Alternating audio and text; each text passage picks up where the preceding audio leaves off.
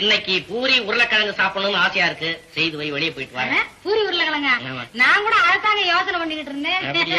என்ன பொருத்தம் பாத்தீங்களா? ஐயோ, என்ன பொருத்தம் இப்பொருத்தம். பூரின்னா நல்லா செய்யணும். என்ன?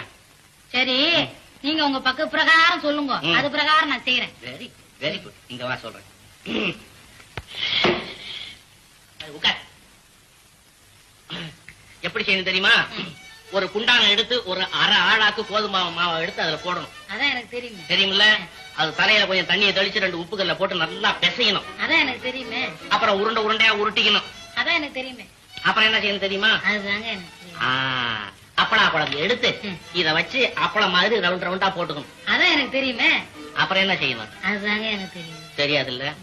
பெரிய குண்டானா ஒண்ணு எடுத்து அதான் எனக்கு தெரியுமே. இதெல்லாம் தூக்கி அது உள்ளார போட்டு அதான் எனக்கு தெரியுமே. அது நிறைய தண்ணியை ஊத்தி அதான் எனக்கு தெரியுமே. நல்லா குழைச்சு அதான் எனக்கு தெரியுமே. கொதிக்க வச்சு